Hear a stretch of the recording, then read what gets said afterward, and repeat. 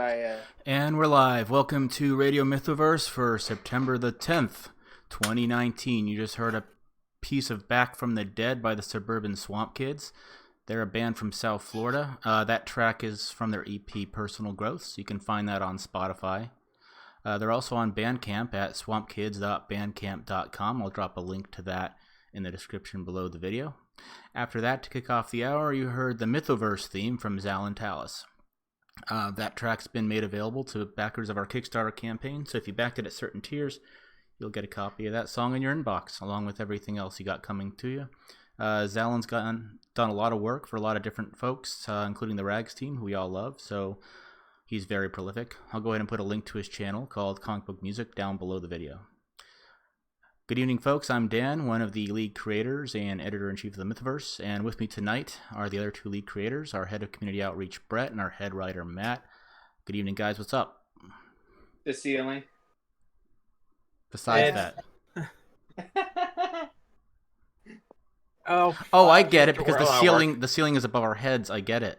Oh, is that the... Oh, sorry, I'm slow. He's special. Yeah. This is a great way to start off our stream, ableism. Isn't it great? Nothing but the best quality content from the Mythoverse, guys. So anyway, yeah. Brett, how you doing? I'm better because my connection came back. What did I miss? You missed a horribly ableist joke, and yes. But we're miserable, horrible people anyway, so that shouldn't come as a shock to our listeners. Matt, how you doing? I am good. No new updates yet, but they'll be coming as they come through. Well, that's great. That's great. Well, we will talk about all of that in just a moment. Last week was kind of a wash on my end in a lot of ways. Hurricane Dorian kind of stole like half the week. Honestly, unfortunately, the Bahamas ended up tanking that storm for us, and I feel really horrible that we basically just got missed. But the storm hung out for a full day as a Cat 5 over that poor island, and holy cow. Did you see what it looked like after that?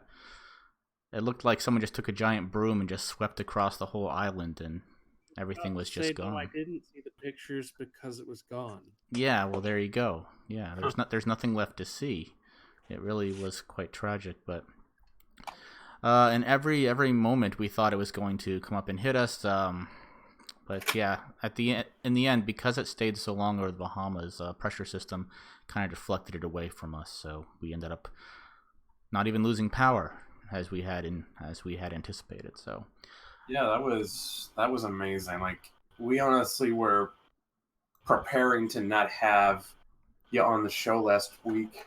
Yeah. I actually got Matt and Brett all set up to host the stream for me, and we didn't end up having to do that. And we had a perfect stream with 0% dropped frames with Blossom on with us, so that ended up. We were gonna have an in memoriam. Yeah, gonna have an in memoriam, but the fact of the matter is everything worked out great. We had a great stream, so. Anyway, so that was kind of a non-event, but unfortunately for the Bahamas, it was anything but a non-event, so I have something of survivor's guilt there, but I'm glad nothing happened. But anyway, so enough of that. I'd like to start off the show with some good news, as always, and I have some very good news. I am fully expecting Adobe Kroger issue 1 to be lettered in full by this evening.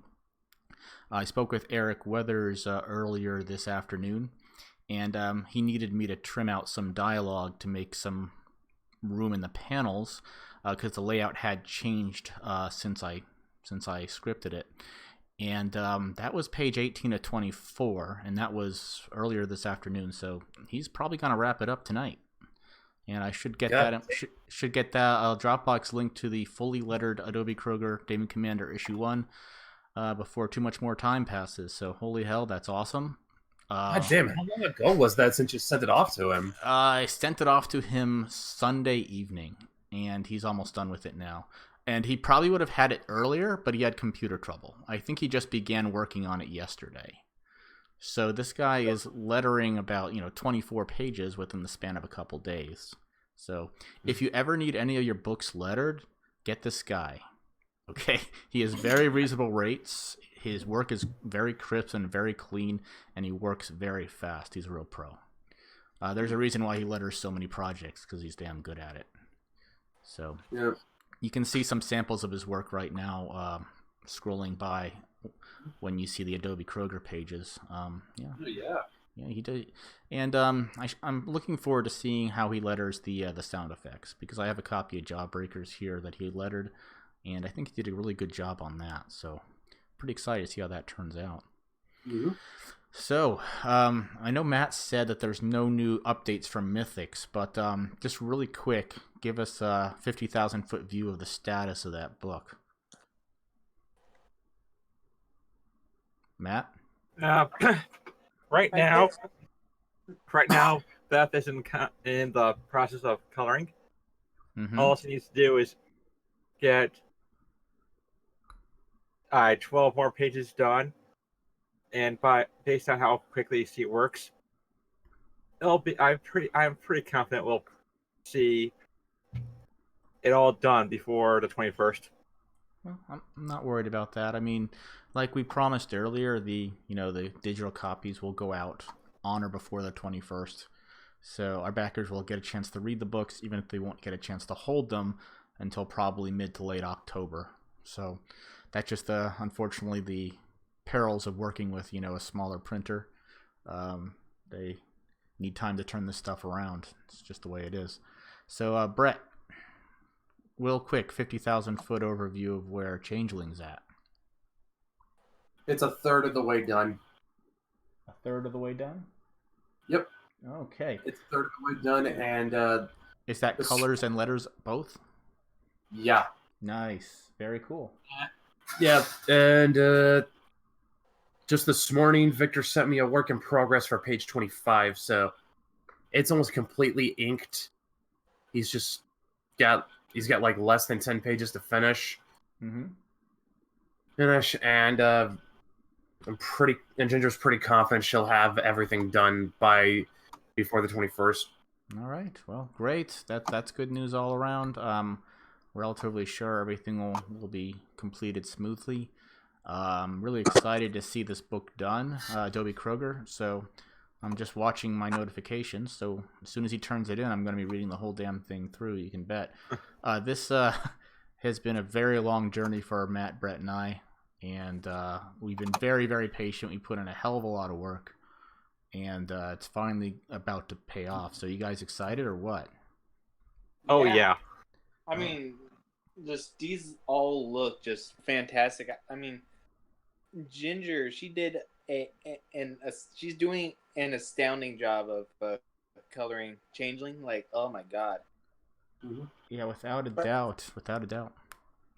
Yeah. I mean, first glance when I first looking at this, I'm like, oh, that looks pretty neat. But now that I've gotten a better look at like what it's gonna be the final product, I'm like, oh my god, this is fantastic. I can't imagine the artist and the colors like doing like I only, you know what I mean? Just I see that artwork and I imagine Ginger doing the colors. Just it just works so well. That's fun. It does. I'm not gonna. I argue that, and the funny thing about that is just it was a complete dice roll and it paid off. Yeah, actually, your first artist had to decline the project, didn't they? Didn't you go through an artist before you found Victor and Ginger? Matt? I'm sorry, Brett. Yes, sorry. Brett, did you not go through an artist before you settled on Ginger and Victor? I'm having connection issues right now. All right. Never mind then. We'll just be left in suspense. He can't connect with people. You guys are roboting on my end. Hold up. All right. Neostar Productions has entered the chat. The brilliant star that shines through the night, the steel hammer that pulverizes crime, Riserman is on the scene. Hey everyone. Always a pleasure to have you on the stream with us. Started robot. What was it you were asking? Why are you so gay? Okay, no, what I was actually asking you was, did you go through an artist before you settled on Victor and Ginger? Hold up. Get this again. You know what? Never mind. I don't think it's on Brett's end. You're roboting for me too, Dan. And Yeah, same here. I'm roboting. But just to answer it for him, he did. It was at the recommendation of. Okay, now Brett's back. Yeah, I think it's more stable now. Okay, so I think you asked me, did I go through another artist before selling on Ginger and Victor? That's right. Yes. Yes. Yes. The answer was yes. It was another artist by the name of Esther Pimentel, who's now doing work for Tom and Artie. Okay. She ended up she was the first artist I sought out, and she actually did the first design for Maeve. And but she ended up leaving because at the time a good job opportunity had come up, and she just could not afford to pass it over. Well, it worked out for the best. I mean, you got an amazing team working for you right now, and Changeling is all the better for it. Incidentally, I am seeing that my Discord voice is dropping in and out, so that's probably why I'm roboting. But everything else appears to be up. I'm not dropping any frames on the stream, and everything else seems to be okay. Yeah, so but I can. It's probably. Yeah, but you keep dropping in and out for me. Yeah. I'm noticing that, like I said, the voice bars on Discord are dropping in and out, but Discord appears to be the only app affected. So we'll just move on and deal with it as best we can.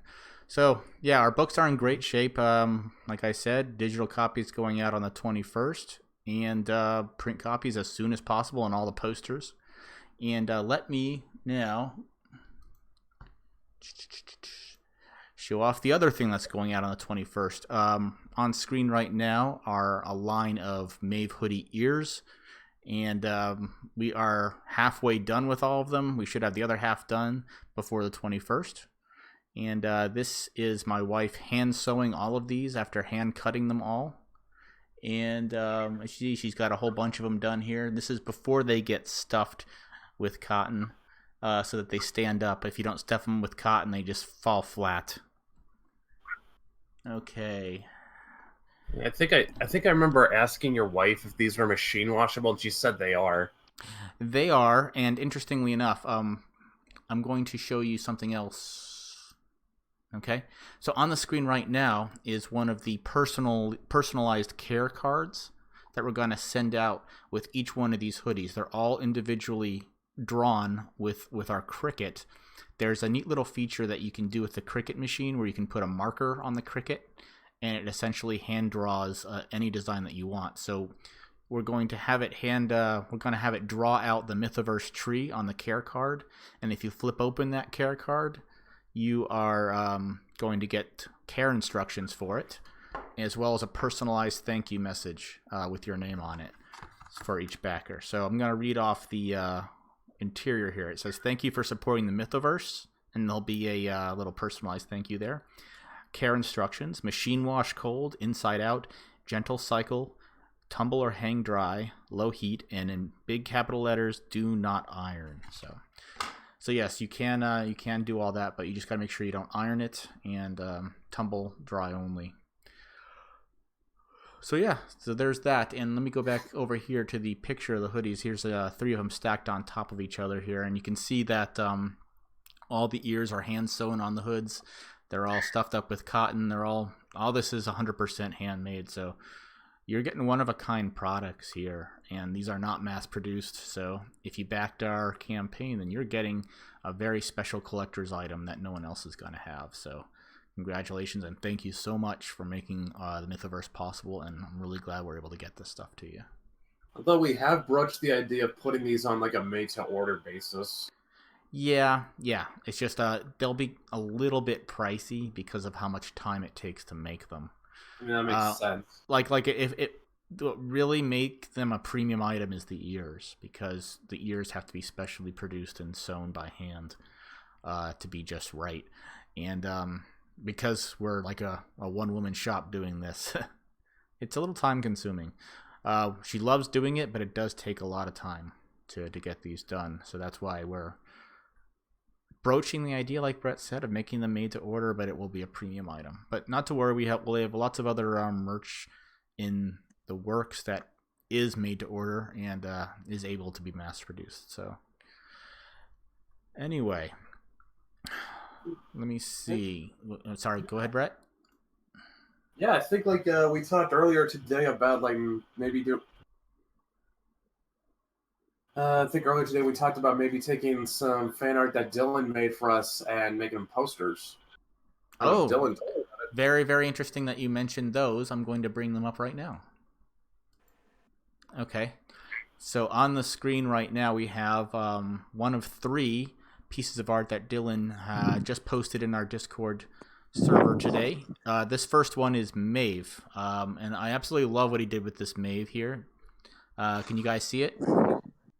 Yeah, but it might just be the delay. Yeah, there's probably like a 8-9 second delay, but she's in her pajama pants. She's got a little Nerd Wonder stuffed animal. Looks like a little mermaid on her shirt, and she looks like she just rolled out of bed, which is very appropriate. Teenagers tend to sleep all day. And Going based off one of the panels in the first book. nice. She has that exact outfit on. It's adorable, man. You did a great job. Fantastic. Now, if I zoom into the collar on the Nerd Wonder stuffed animal, does that have like Nerd Wonder initials on it, or what's on there? It was like I was going what was written on in the comic. It was like a K and an N, I think, or something. A K. It was. It's actually in the Mythoverse. What we kind of turned Nerd Wonder into basically Hello Kitty, and we had to come up with a name for it, and I just went with Kitty Nerd. Well, that works. That works great, man. And Dylan has got some really good detail. You can see all of her finger and toenails. So you put a lot of work into that. A lot of artists like try to get around drawing feet. Even the really good ones like to take shortcuts that help them avoid drawing feet. What's that? Unless you're Troy. Unless you're Troy. Well, Troy spends the most time on the feet as compared to any other part of the body. But yeah, a lot of artists like to avoid drawing feet. But it's really cool that Dylan took the time here to complete that. And it really does help you get the impression that she just rolled out of bed. She hasn't even put on her shoes yet. She's still in her pajamas. So that's really cool, man. I love this. None of these drawings they don't have shoes on. Yeah. I guess you like the feets too, huh? Yeah, can't. Here's another thing about that mermaid. It was bit. I don't remember if I wrote this into the script or not, but I think Victor designed it to look like Ariel from The Little Mermaid, the Disney version, and she should have been black. Damn it. Yeah, what the hell? Are you a racist? Well, here's the thing. Are you trying to whitewash history now, or what are you doing? Yeah, well, because I don't know how many people know this, but one of the earlier panels that I ended up leaking that before Ginger colored him, it was with the cereal, and that one had what was supposed to be an obvious Loki parody, and I thought, well, I liked it. The more I thought about it, it was like, we cannot use this because if this gets popular enough, Disney's going to slap us with cease and desist. And parody or not, the mouse plays dirty. So I had Ginger change the box, and I kind of told her to do something similar with the mermaid, and she just recolored it to look like Fluttershy. Well, I like the idea of creating our own brands. Yeah, don't ask me to do a Mickey impersonation. I'll be terrible at it. I'm gonna fuck you up, Brett. Was that Dylan or Alabaster? That was me. Oh boy.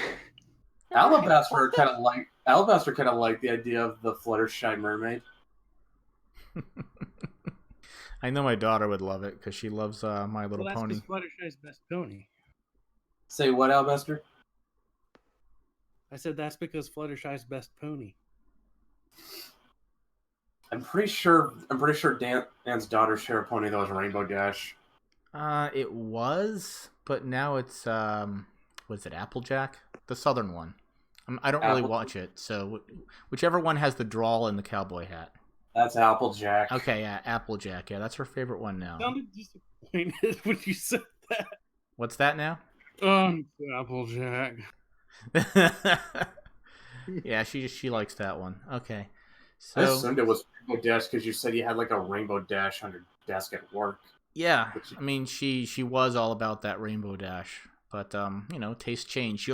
Her favorite color used to be pink, and now it's red. Kids go through phases. So yeah, there's Maeve, man. Beautiful work, Dylan.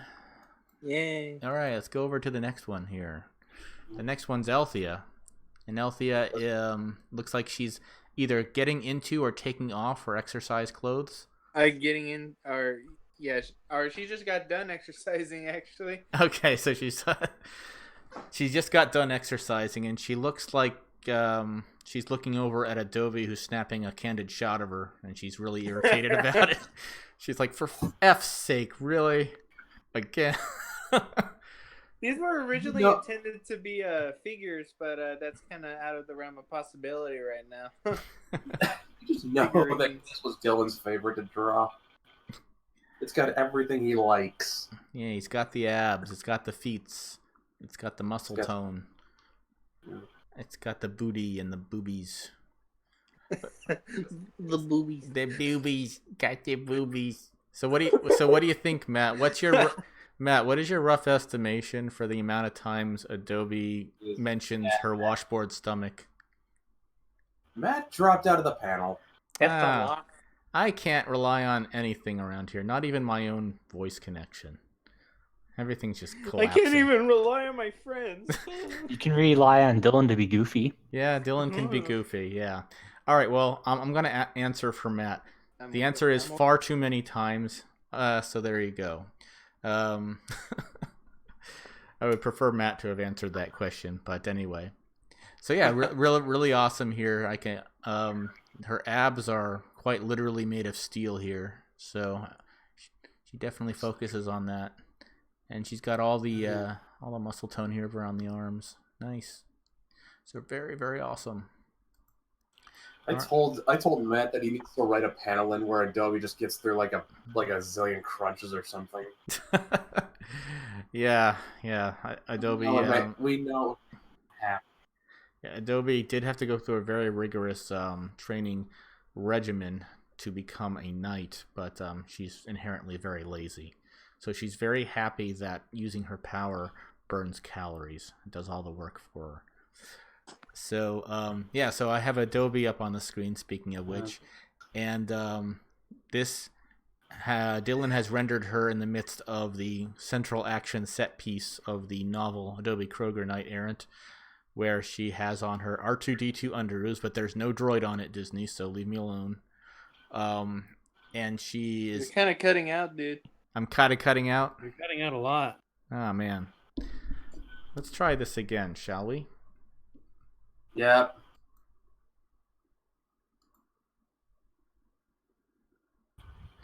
Okay, now it's green. All right. It was red before, now it's green. How am I sounding now? Better. Sound wonderful. Oh, yeah, Better? thank you. Thank you very much. So anyway, as I was saying here, this illustration depicts one of the central action set pieces in Adobe Kroger Knight Errant, where she has to fight in her R2-D2 underoos, but please notice there's no droid on it, Disney.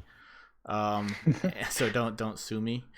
I don't have any money anyway. You're on a tightrope.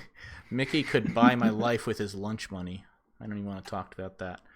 But anyway, You disappear. Hey, look, Matt finally came back, so then we They can... call me Hillary. Matt came back, by the way, Dan. Okay, Matt. I think it was Dylan's joke that killed my connection. Well, we all seem to have troubles with Discord tonight, so take heart. You're not alone, Matt. What I was asking you, it always seems to crap out when I ask questions. So maybe that's the trigger. I don't know. No, what? No, last thing I heard was Dylan making a joke about the character not being black. Oh yeah. And then, Well, boom. I'm gonna go back to that real quick. If you look at Maeve's T-shirt, that is clearly an analog for Ariel, but she's obviously been whitewashed. So I don't understand. I don't understand. I was going like for like exactly what was on her shirt in the comic, and the top of the mermaid's head looks a little phallic. Say what? It's a little what? No, look at the top of the mermaid's head. Like, Now that you've pointed it out, I do see it. Is that like an inside joke for all the hidden phallic symbols in The Little Mermaid, or is that an accident? No, that wasn't me. I was going based off solely on the thing in the comic, and that's just how it looked. I noticed it, but I drew it anyway. Nice. I you know how in like hentai they like have like one little line to censor it. Yeah, of course. Like the Jap, yes. Like. Oh, of course, yeah. If Dylan is, if you're seeing that, Dylan, it says more about you. Nice. I know. It says a lot of things, and none of them are nice. Real quick. What I really like about this is it looks like Ginger made Maeve's shirt look like it was screen printed right onto the fabric. You guys know what I'm talking about, right? Yeah, I know what you're talking about. So real quick, Blind Artist asks, are there any thoughts on the Mythoverse clips he's been tweeting out on Twitter? Yeah, what do you guys think of those? They're great. I like them. I love them. They're awesome. I want to put them on the website. I just need a link to the files so that I can. Are these like Funimation style audio or whatever? No, yeah. No, they're just little animation clips. Maeve isn't going around calling someone a bundle of sticks. God damn you. Oh boy. I do think though the worst thing to come out of the last 2 pages I tweeted though was Brian. Yes, Brian, and his constant comparison of Maeve's mom to Regina, which I know he doesn't actually think, because I actually talked with him about this. And he said, if Regina was Maeve's mom, that would mean Operator would have to be her dad, and she's too light-skinned for it. Well, it doesn't matter because Maeve is a changeling. She still looks pretty pasty. Well, so yeah, who cares? He's not really their child. That's the point. Look, it's also Maeve's mom does not have freckles or tattoos. Well, that can be removed. Yes. Yeah. Tattoo removal is expensive, and makeup only works so well. Because for one, also Regina's supposed to be freckled all over her body. All right. Suffice to say, yeah, Maeve's mom is not Regina. So, much as an interesting twist as that would be, it's just can't. At this point, it can't be done. No. It would be far too much of a reach, even for a universe where we have magic and dragons and demons and all that stuff. I mean, that's fine, but getting rid of freckles and tattoos, that's where I draw the line. Cannot suspend my disbelief that much. So you can make a like a Fae Banshee look like a human, but getting rid of tattoos, that's like a big no. Yeah, that's stretching credulity to the breaking point. Oh sure, I'm sure it has nothing to do with the fact that her parents have already been firmly established in canon, ergo making it impossible to make work anyway. Canon schmanon. You can retro anything. Retcon, my dude. Yeah. Retcon. Just Ryan Johnson, that bitch. Do we look like DC? No, what's the question? Neostar says, "Don't worry, there's plenty of black characters we can use." See, so we're fine. We're taken care of. in like 10 to 15 years, we can like just like focus on another universe, like the new the Mythoverse version of the New 52, where it's all freaking terrible at first, then they have rebirth. Yeah, that way we're just building up to the rebirth so that you'll buy the good books. All right, I'm going to go to Blind Artist Twitter real quick and see if I can find some of these animations. And then I we're, like this. I can then link we're this. gonna make Maeve black. Yeah, well that's a given. Okay, I have one of them up right now. I'm just going to swap over here. All right. All right, so yeah, basically the premise of these animations is that he has like a little situation and then he just animates it. It's pretty neat. Let's see. This one is, I bet Elsa Maria learned not to mess with objects from that day on. So you see, they're pretty cute.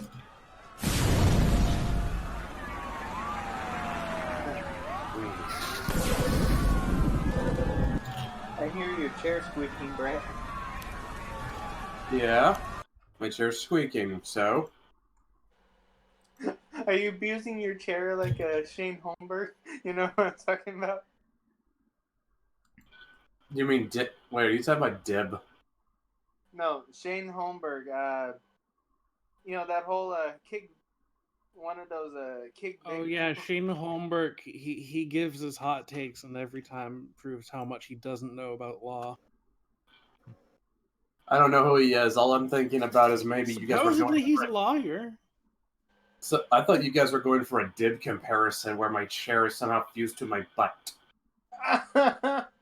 Or No, you're more likely going to get kicked by your chair. Yeah, you. That line never fails to crack me up. By the way, chair fused to butt, more chair than man. I've been expecting you, Dib. Anyway, so we have here an animation with Maeve and Adobe and Althea walking through the woods. And, of course, Maeve's on her phone. Adobe is thinking about beer because she doesn't want to be there. She just wants to be falling down drunk. And, I like beer. yeah, these are really cool. And he's made several of them. So he's getting pretty prolific with these things. I liked the woods one. Yeah, this one's really cute. Part of me wondered, like, how is Maeve even getting any bars out there? Yeah, maybe she's downloaded all of her content. Yada. Oh, She's maybe. on the. That's she's on way too much of No. a stretch in this universe full of magic. Hey, Brad, data can I'm sorry, I'm get you so revealing some far. of my boomer there. Back in my What, day, Matt? when you went out into the wilderness, your service was good. What were you saying, Matt? Data can only take you so far. Yeah, In the woods. Just over the weekend, we went to a spring out here in a little place called Salt Lab. Never mind. I'm a little bit drunk right now, but we went out to the springs, and it was only about 20-30 miles away from the nearest city, and we couldn't get any data at all. So. I was also surprised that any of them knew what the "I'ma get you" was. Like that. Okay, is a fine. You know reference what? right It's there. magic. We don't have to explain. Well, Yeah. no, it's a reference to Duralius and Company. No. Yeah. Well, does anyone know what my reference was towards? It's magic. I don't have to explain. Hmm. Well, you're gonna have to explain. I'm gonna make you explain. What's the reference? Duralius and Company. Joe Casada. And explain. Well, it was a Flash animation series, and in one episode, they're going through these woods, and some soldiers are talking about this thing called the "I'ma get you," and it turns out it's real. And when you hear it coming, it's just this echo through the forest. I will get you. That sounds like okay. Now that sounds like something from. Now that sounds like Gurr. I'm gonna get you. I cannot do Gurr. I cannot do the Gurr voice. Anyway, speaking of being fall down drunk, I have the Adobe picture on the screen again, and this particular battle took place after she had about 6 Guinnesses, and she collapsed on her bed, then realized she had to get undressed, so she got undressed. And then the monster attacks her immediately, throws her across the apartment, and the only thing she can reach is the banjo. So she has to fight drunk, half naked with a banjo. I had so much fun writing that scene. It was absolutely hilarious. How in the hell is she able to? If she fell down drunk, how was she even lucid for that fight? Well, she has a fast metabolism when using her powers. Yeah, and don't forget, paladins can stop themselves from getting drunk if they choose to. Often she does not choose to. Anyway, so that's how she did that. There's another thing I think I asked about. Since to be established that Elvia seems to be the fitness nut of the three. Yeah, I have to imagine Adobe's terribly lazy. Yeah, but here's the thing. I had to imagine that Adobe has to keep herself in shape. She does, but she's definitely not a gym rat. She does the bare minimum. Yeah, she drinks to keep in shape. yeah. Oh, so what? She can't even spend 20 minutes on a treadmill? She can. The thing is, like I said, her powers do most of the work for her. I mean, she doesn't have to keep in shape because she can just make herself super strong, and she can make herself fast, and she can jump really high. And not to mention all that, she can burn calories just by using a spell. So it's a running gag. It's a running gag. I would also like to point out, banjo confirmed for Smash. Yep, that's true. There's a line in the novel where she says, "You try doing this with a plywood folk guitar, it's not going to work. It's a banjo, what's made for killing." So, yeah. Although there is one person in the Mythoverse who absolutely despises the banjo. Yeah. If you've been watching or reading, if you've been reading Mythochivies, then you know exactly what Brett's talking about. Yeah. I'm gonna go there right now. In fact. So let me see. So here is said comic. There's Adobe minding her own business, horribly mangling some kind of folk tune, as you can see. I think I actually sent Antonella a link for the song I wanted to use, but I wanted her to. I was hoping she would write the notes completely out of key, but I don't think she could. But I think she just picked random notes because she couldn't find the sheet music. Yeah. I mean, we get the idea. I mean, Well, just so you know, I love the banjo, but a poorly played banjo is one of the most horribly annoying things you can imagine. It's like the bagpipes or the accordion. If you can't play it, it literally is torture to listen to. Or the clarinet. Yeah, that too. I mean, but when I first learned to play, I actually was living alone at that time. I was much younger. So I was living in an apartment by myself, and I abused nobody as I learned to play. So I had that advantage going for me. But Adobe here is out in the middle in public, and she's abusing everyone that walks by, including this unfortunate individual who finally snaps and smashes the poor thing against the tree and makes a lifelong enemy. Poor banjo. But she's not sorry. She's absolutely not sorry. Yeah. Yeah. Does it? By the way, does anyone spot where that gag is lifted from? I'm not looking at the image right now. At the feed. Okay, so, man. I'll just tell you then, Dylan. The gag is lifted from Animal House. Oh. Yeah, Fun fact, I've never seen. I've only heard people talk about. Okay, so there's this one scene in Animal House at the fraternity house, and they're throwing a toga party, and one of the guys there is playing guitar, and it's this really terrible song. John Belushi walks by, he rolls his eyes, and he grabs the guy's guitar and smashes it against the wall, and then after he's done, he says, "Sorry." And it did not occur to me until I started writing that gag why he said it. Because judging at first by the edit, you almost think he's apologizing to the guy for smashing his guitar. But then I thought to myself, he's not apologizing to the guy. He's apologizing to all the girls who had to listen to him play it. Yeah, if you have not seen Animal House, go see it. I think it's on Amazon Prime or whatever. They did not consent to it. Yeah, that was an act of assault. That guitar. It was a microaggression. Yeah, that just makes so much more sense. That's actually funnier. That he's apologizing to them for having to listen to it instead of apologizing to the guy for smashing it. Right. If Hollywood ever decides to remake that movie, which it's only a matter of time, they need to start that scene off with the guy saying, "Anyway, here's Wonderwall." Yes. Because I mean, now don't get me wrong. I actually do like that song. I do not. I actually do like Wonderwall, but Oasis has better songs. Yeah, they got Effing in the Bushes, for crying out loud, from the Snatch soundtrack. They got Champagne Supernova. They got Don't Look Back in Anger. Yeah, Wonderwall was just overplayed. It was horribly overplayed. And there, You're my wonder. I'm just kidding. Yeah, Neostar says some people just don't appreciate the banjo. Yeah, it's true, and that character there is definitely one of them. And Riserman may have trouble dealing with the paladins. Well, it depends which one. Like Adobe, she won't bother you unless you smash her banjo. Let's put it like that. Pretty much. All right, so let me see. I think now is a good time to look at some community artwork. Aside from oh wait, we're talking about the art people just not fan art, the art by people that they make for themselves. Yeah. We looked at Dylan's art. So go ahead. Yes, no. Man. I was wondering if you're going to ask your question.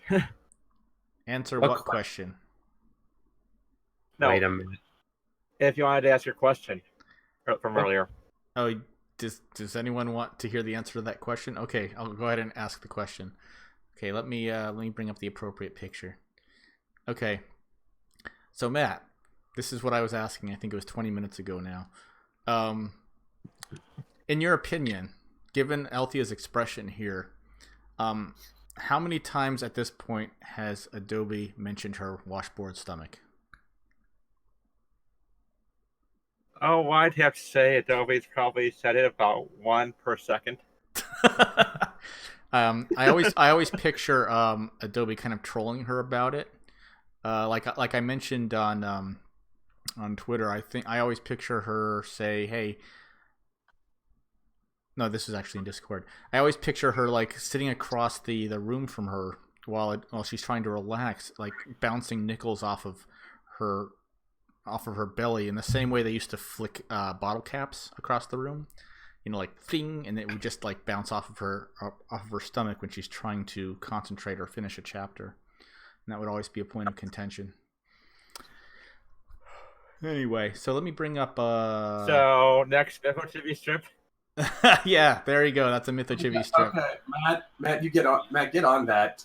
Yeah, go ahead and write that one. But make sure when you give Antonella the reference that you make it look like Adobe is flicking one of those bottle caps. It's very, very important. Okay. All right. So let me bring up this piece of artwork here. This is by JD the Comic Otaku, who recently became a patron on our Patreon. Thank you very much. And this is a piece of work called The Stupendous Next Gen. It's a piece of comic art he did last year. And it brings to mind, at least for me, Ultraman, like a giant robotic superhero fighting a kaiju. And there's definitely a lot of tokusatsu and Sentai influence on this stuff. Mm-hmm. Yeah, if I'm not mistaken, that little pink floating object looks like it would be one of those adorable little floating chibi girls, because I think those are pigtails coming off of the character's head. I could be wrong, but that's kind of Iron Man inspired a bit too. Mm-hmm. Yeah. So I don't know who Stupendous Next Gen is. It's one of his OCs. But yeah, it's definitely got some cool stuff going on there. I'm always a huge fan of kaiju action. So let me see. Oh yeah, Carl the Amateur has put up a lot of artwork, and we love his work. So let me. My god, it's fantastic! It amazing. I absolutely love this. This looks like Final Fantasy artwork. I could be wrong though. Look, I always compare it to like old school Nintendo game manual art. Yeah, you know that's something That that does make a lot of I I don't know. I don't know. When I look at his art, I get very let's see, retro kind of anime kind of a feel to it. Mhm. Now, I actually asked him that once, and he said like, yeah, that was kind of the because it was a Wario piece he made, and he said, yeah, that was the aesthetic I was aiming for to make it look like the artwork from one of the old Nintendo game manuals. I Like you love guys, those manuals, like especially like the Zelda manual where they tell a whole story and you have all this artwork in there and there's like world building in it. That was great. I really my miss those. favorite were the first 2 Donkey Kong Country manuals. Oh yeah, I remember 'Cause those. Cranky would give well, the descriptions themselves had that sort of British humor to them, but then like most of the pages had like Cranky Kong's hot takes where he would just shit on whatever the game Oh, was talking about. I loved Cranky Kong. He was so meta and self-aware. He And was. It was great. and at that time, that was pretty refreshing. Like, I remember the first time you bump into him, he's whacking you on the head with his cane. He's like, "I bet you thought this was 64-bit, huh? Well, it's not." Back in my day, we didn't care about graphics. We had good gameplay, and that's all we needed. You kids don't know We anything didn't about gameplay. We only had one button and we were happy to have it. Yeah, so I think in the manual or somewhere else it was referenced that Cranky Kong was actually the original Donkey Kong from the 1980s cabinet game. So I don't know if that's true or not, Yeah, but it's he was. funny. He was. That's fantastic. I love it. I certainly like to think so. Well, he certainly is behaving like he was. Let's put it that way. All right. So let's put up some artwork from Neostar. So it says, "I see your policewoman and raise you one forensic photographer. Let's start busting some perps." So this is a forensic photographer. William, how old am I? I am 56. Thank you. Whoa, what? No, I'm not. William just came in and asked how old I was. So, well, you're old enough to remember the first NES. So first NES. By then I was almost through middle school. Yeah, but yeah, I actually cut my teeth on the Odyssey 2. And it wasn't mine. It belonged to a family that we visited from time to time, and they had all the systems that were available at the time. They were very wealthy. They had Intellivision, ColecoVision. They had Atari 2600, 5200 of all things later on, and the Odyssey 2, which I loved. I feel sorry for anybody who bought the 5200. Oh yeah, that thing was such a waste. Yeah, and it was gigantic, and the game sucked. Press F. he cut his teeth on a Commodore, and then he moved over to Apple. Oh, I definitely had a Commodore. It wasn't mine. It was like a secondhand thing that I inherited from my stepdad. But it was I played a lot. I actually spent a whole weekend. I had a magazine, right, where they had this game, and they had all the code for the game. And if you felt like it, you could sit and type it all in and save it to disk and run the game.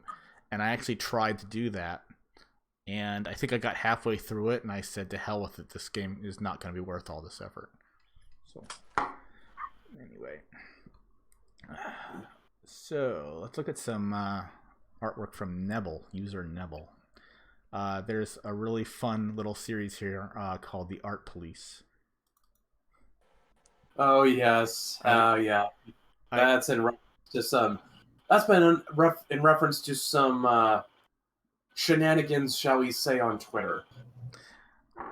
I think I know which ones you're referring to. Is it the whole "where are her organs" thing? Not just I think it's several things. Not just where are her organs. It's more. Were you talking about the recent thing where? No, well, not just that. I think the latest one to get attacked by the Twitter art police mob was Sakimi-chan for drawing Nezuko from Demon Slayer as an adult, and they said, "Oh yes. That's pedophilia," even though she was specified this is her aged up. Yeah. Okay. Yeah. There's no pleasing some people. Oh, I like this one. Yeah. Because she's got the power eyes there. Okay. Yeah. Nice. Yeah. He said it was supposed to be based off like the Red Guard from from communist China. Yeah, that looks like a Mao cap she's got on there.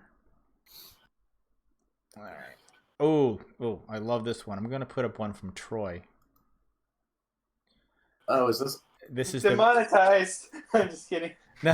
no, this one is perfectly legit, and I'm not telling you what his handle is. So, anyway, yeah, this is his take on the River City Girls challenge.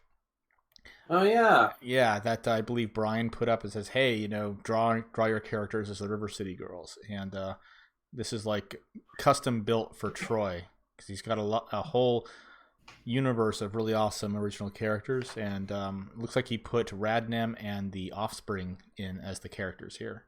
Yeah, it does.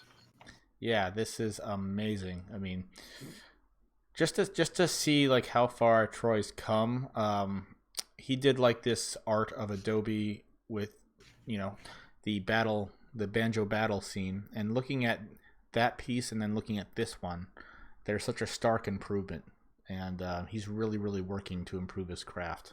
So I also earlier, before I posted all my drawings, I posted 3 of the original 3 old drawings I did of all 3 girls. Mm-hmm. Oh, And yeah. All right. Go ahead. Oh well, yeah. I was just saying. Yeah, I think you can certainly see improvements there. I mean, I'd like to think so. And I agree. The girls that you just finished posting, right here. Where are they? Oh, they're all... Yeah. Well, yeah, because before that I posted some of the old ones when yeah, you want me to? Yeah, there's definite improvements in anatomy and in form, and also in your ability to capture action through the gesture. It's pretty nice. Definitely an improvement. And also your hands have definitely improved. Like the way she's gripping the banjo here looks very natural. Agreed. Yeah. Yeah. Thanks. Yeah. So definitely keep drawing. You're definitely improving. Yeah, I looked at like how like other artists shade and stuff. I'm like, I'm gonna try that. That's good. Yeah, Ooh. and I got to show this one. This is another Carl the Amateur one. I love his cartoonish mecha. It looks like this. I think, if I'm not mistaken, this is Metal Slug inspired, based on the character up here. It looks like one of the Metal Slug characters. That super cartoonish side-scrolling army shoot 'em up. Oh yeah, I know what you're talking about. Yeah, I could look at his art all day. It's got so much character and form to it. Okay, I just had my PC froze, so I'm going for a hard reset. All right, man. I'm talking to my phone right now, so nobody expect me to comment on what's going on the speed because I can't see. Oh wait, I can't see it. That's fine. I was about to ask you a question and get dead air in response again. So Go ahead. Yeah. Yeah, sure, go ahead. No, that's fine. I actually didn't have a question. Okay. Well, there's just so much art here to go through. I can't go through all of it. So let me just see if I can find an artist I haven't showcased yet.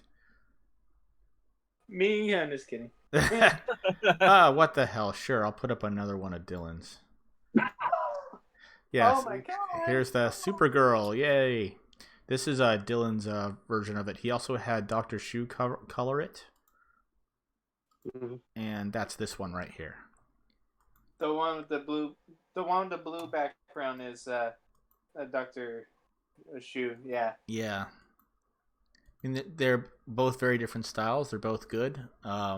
Shu's definitely looks more naturalistic, whereas Dylan's looks more cartoony. But yeah, they're both good. Yeah, that was before I tried this new shading style. Nice. I would definitely say Zoo's coloring adds a lot of depth to Dylan's line work, though. Yeah, you guys are a good team. You should definitely. Yeah, that's why I added him to Briz's and I's book. Weird. I don't know if we talked about that yet on the stream, but Yeah, we haven't talked about it on the stream, but yeah, it's been definitely talked about over on the Discord, and Zoo got added to the artist list, and now he's got access to the other creator rooms. he's now an official artist.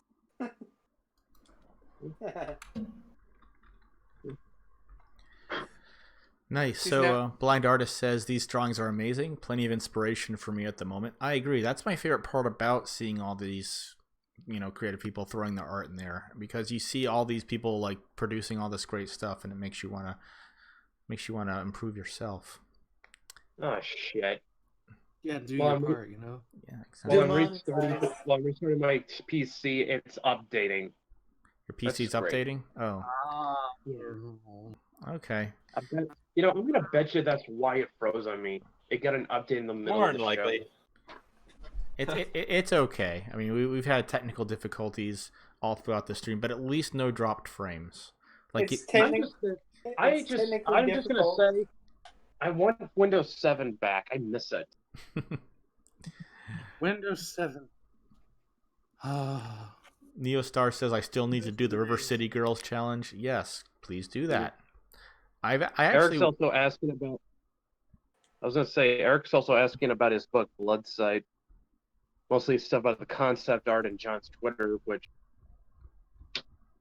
I am psyched to see how Dylan's gonna interpret those characters. Yeah, I mean, I like the art. I mean, I like the designs for the initial concept art, but I just kind of thought they could use a little work, and I think I could at least try and bring out like. At least you're not trying to be one of those dipshits on art Twitter who's like, there, fixed it. Oh yeah, oh my god, I hate those. That's Those people are the worst. yeah. Troy. Sorry. Nah, I love you, man. I love you, man. But don't do that again. He loves you a lot. Yes, I love you a lot, but yeah, don't do that anymore, man. That's not cool. I will say though, the just the initial designs of the characters, they show a lot of personality. Which is a plus. At least you get an idea of what each character is like just based on how they look. I do not know how many new creators understand this, but aesthetics make or break a book. Yeah, it really does. Because there's a lot of. There's got to be a nice way to word this. There's a lot of things that I follow whose art isn't maybe what one might call good from an objective sense, but the designs are top notch, and it draws you in immediately. Yeah. and That still sounded mean. Well, aside from that, we've had this conversation many times over the course of the past year. Not only are the aesthetics important, but also the tone of the book needs to fit the aesthetics. Like, if I had Victor draw Adobe Kroger, it wouldn't fit. Oh my god, could you I also imagine? would not hire Leandra to draw Changeling. No, I would not hire Leandro to draw Changeling either. I'm relatively sure he'd do a very good job. I mean, I don't think it's possible for him to draw a bad picture, unless I paid him to draw a bad picture. But or you do have a spite for Brett. yeah, out of spite for Brett, like I would say, I hate this guy. Make sure you throw him under the bus. But yeah, his work would not fit the tone of the book. Well, it's talking more along the lines of less bad fan art of Maeve. Oh, he actually loves drawing Maeve. I mean, he really, really thoroughly enjoyed drawing that team-up picture. He actually said, and these are his words, "Finally, I get to draw the 3 Mythoverse gals." So, he's actually really excited to be part of the Mythoverse. And the interesting thing was when I first hired him, Adobe was not in the Mythoverse.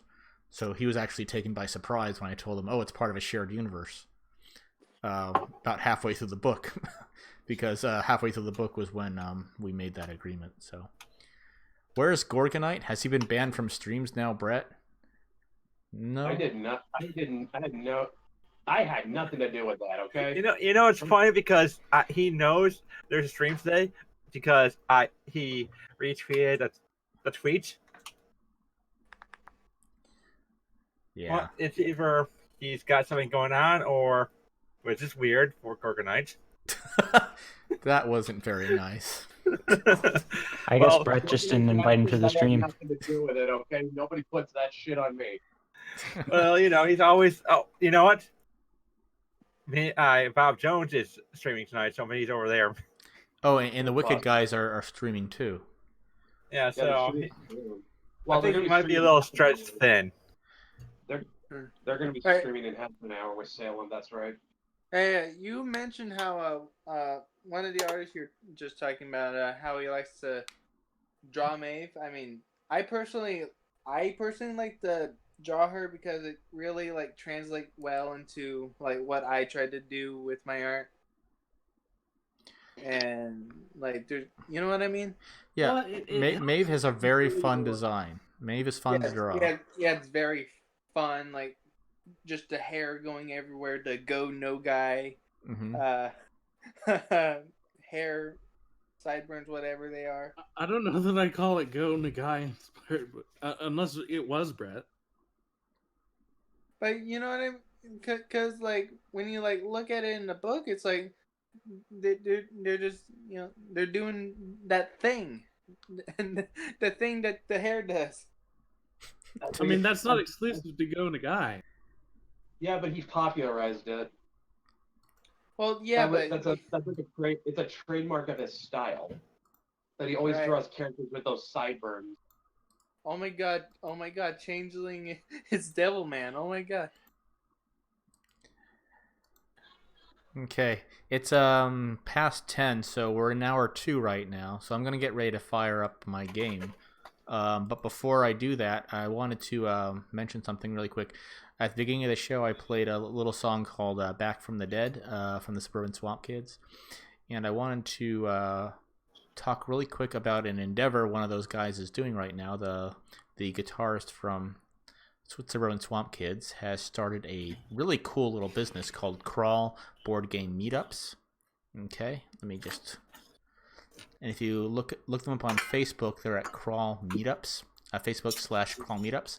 And if you're in the Broward County area in Florida, check them out. They host board game and tabletop RPG events all month long at local bars and other establishments. And they're hosting a monthly family day too. So they have a whole arsenal of board games that they just take to all these locations, and everyone gets to just sit down and hang out and play some games. And they're a really cool bunch of folks. So definitely, if you're in the area, if you're down in South Florida, Broward County, Dade County, check them out.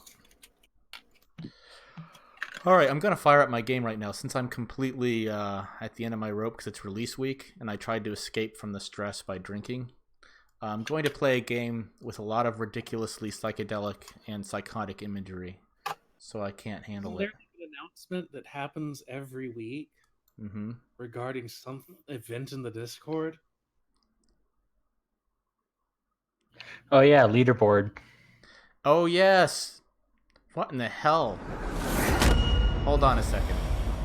You forgot about last week too. Yeah, you know what? Yeah, I think we forgot about the last 3 weeks. All right, you know what? Brett, can you please announce who won the Me6 competition? Yeah, it was Alabaster. Oh, is that why you wanted us to announce it? Yep. All right, well, tell us real quick, Brett, for those who And might... this is to go even further beyond.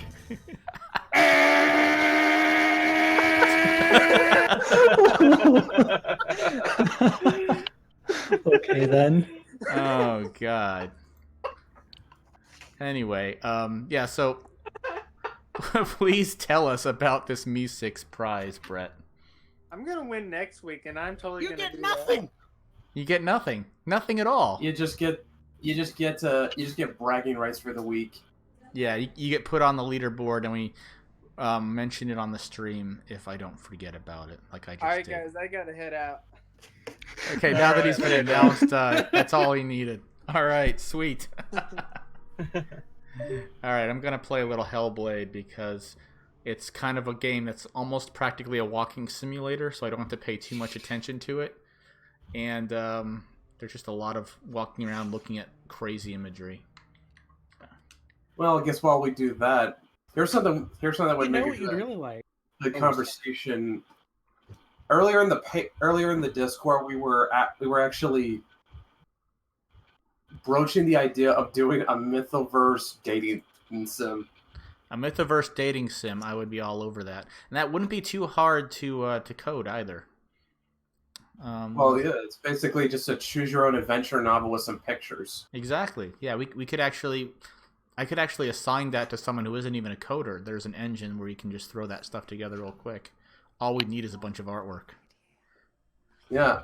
Now I think we talked about it. I think it would go without saying.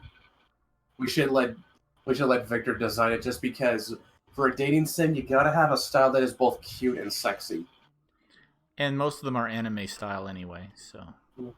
And he's definitely demonstrated that he is quite adept at that aesthetic. Yeah.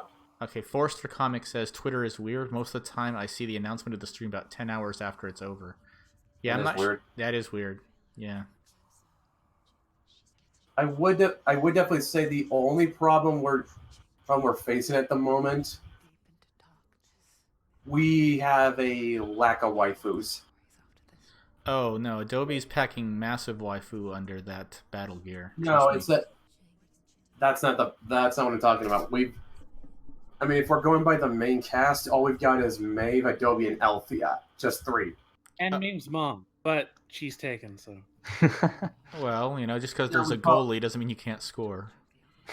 Now, That's terrible. Yeah, it's pretty bad. Hey. I would assume though. I think it would kind of go without saying though that if your only options most of your options would be like the main characters, wouldn't they? Not really supporting characters. Yeah, that's right. Casey Crumb is fairly cute, but she's psychotic. So I wouldn't want you to go anywhere near her, whether or not she was attractive. All right, How we still about- going? How about Morella, Matt? Well, that depends on the. Well, was she Woman always who's not like- psychotic, or was that just after? Well, she was driven psychotic. Let's put it like that. Well, the beautiful thing about she's not healthy. Let's put it that way. So, are you saying like even in a dating sim? where you neither turn is down the passion, that neither is happens? Smoot. But let's be honest, who wouldn't want to be with Smoot? Yeah, Smoot's adorable. To answer your question, Brett, no, there's no reason she couldn't be in a dating sim anyway. She could be the bad girl, Okay, Matt. How about Morella? I'd say so. She's probably gonna be the inappropriate one. You could probably get with Kate, although with Kate it's like she's nice, but she's also a bitch. Let's put it that way. She smashed Adobe's banjo. How can anyone? Okay, so it was an actual person. I thought it was just like a random character made for the comic strip. No, Kate is actually going to be a supporting character in the book later. Gavin's. Ooh. Yeah, you probably also could do something with Jenny. And there's also Sadie as well. I think if you round that out, that's probably like what about? I think that's like what 7 or 8 or 9. Okay, what about for the straight ladies? We have Reese have Connolly. Maeve. We have Reese Connolly. Oh yeah, that's right. I mean, like husbandos. Yeah, there's Reese. There's I was about to say that was the first person that came to mind. That and what's his name? Andy. Or are you talking about Gavin? Oh, No, I'm talking about Simon Bradley's a real alpha man. Yeah. Simon would come off like almost like a Idris Elba. He's like, I know what effect I have on the ladies. I'm aware I have effect on men. Andy would come across as the the goofy nice guy who doesn't take anything seriously. Blind Artist says, "How about an adult John in that dating Oh sim?" my god, that was me in high school. It would be a high. It would all be they'd all be high school age, Eric. Actually, that's kind of me now. I could include Marsh as a dominatrix type. That would be interesting. Oh Lord. Hey guys, are we Dominic? still live? Oh, hi, Dylan. You're just in time. Just in time for what? Neostar Okay, actually, says, here's- "I can contribute a character or two if you'd like." Sure, why not? Against humanity? Okay, how about this? Okay, how about this, Dylan? You, the main character in your book. Look, if you had to, if you had to describe what kind of waifu she'd be, What kind of what? waifu. What kind of? Let's put the okay. You got Maeve, who's the shy one. Adobe, who's the what? How do you sum up Adobe, Dan? Soon, baby. She'd be the guarded one that you have to drag out, but she's very passionate Yeah, underneath. she doesn't strike me as a tsundere or anything. She's very personal. Yeah. She would just like if the topic of like a relationship came up, she'd be like, I don't know if we should do that. The girl who No, absolutely that's a bad idea. likes him. Actually, does that sound like Adobe? Like she'll be a bitch to the person she likes with it, but even though she likes them. I'm a bitch. I'm a. Well, what's funny is that in book 2, she actually has to do that. In book 2, she has to do that for everyone's own protection. Ooh, I think without saying Althea would have to be Give me the more. class. Althea would have to be like the class president waifu. I don't know about that. You saw the schoolgirl picture. She's the leader of the bad girls. Yeah, right. I don't know. No. I'm Really? for dating sim. She's the class president. Wait. Oh, this would be a high school dating. Yeah. Oh, okay. I didn't know that. Okay. The So more you know. okay. So to answer your question, I think my character she'd just be nice. She doesn't have any like super like mean or weird personality. She's just nice. She'd be the most ladylike. Have you seen the anime Claymore? It's really good. I've heard of this anime. I have seen it. It was the first time I actually bought on DVD. Right. I guess after watching that, I can kind of use that as a reference point to how I would describe her personality, like stern but nice. She's like Claire, basically. Yeah, she's like Claire. And I came up with this character before I watched Claymore, so I kind of have a reference point for my character now. Like for if I want to do anything beyond like this story, because I don't think this story is really gonna like highlight like her personality, but it's gonna like highlight what she's been through. You know what I mean? I guess. I'm not saying she's gonna be completely devoid of personality, but I mean she's mostly gonna be scared shitless of like the things coming after her. I don't know. Are we still live or are we? Yeah, we're still live. Yeah, We're live. We're still live. Yeah, okay. I guess for Eric, I mean, like, would it be That's a lot of swamp in this game. Oh, Eric? Would it be there's a accurate lot to of The see swamps, entire yes. game swamp. Eric? Would It gets be accurate worse. to see that- Worse It than does. swamp or worse swamp? This whole game is just a psychotic mess, and that's the idea. So everything is foul, everything is loathsome, and everything is frightening. The whole point of this game is that this girl is a Pict. She's like one of those Celtic Northern early, Scot. yeah, exactly, Northern Scot, and her village was ransacked by the Nords. and she was spared because she had what was called the darkness, which meant she was psychotic. So people that had that condition were sent out into the wilderness to rid themselves of their darkness. So she was away from the village while it was being ransacked, and she gets back and finds her lover ritualistically sacrificed to the Norse gods. So that thing she's wearing on her waist is his skull. And what she's doing right now is she's going on a quest into Helheim to bargain with Hela to get his soul back. That's the whole point. But because she's psychotic, is any of this actually happening? I was about to ask, like, wait a minute. Yeah, so there's a lot of really well-researched aesthetics that people that suffer from psychotic mental illness usually report experiencing. Okay, so Eric, if we're gonna put John instead of a dating sim, would it be fair to say he'd be like Peter Parker? You know, nice guy, but also kind of dorky. Yeah, I don't know. I mean, that's the kind of the vibe I get by the way he has him tweebed. He's like Peter Parker. I mean, Hey, the boy. He's a weeb. I'm just kidding. no, Peter wasn't a weeb. Peter was just a dork. No. Kind of an ass, too. Yeah, Peter Parker was an asshole. He really was.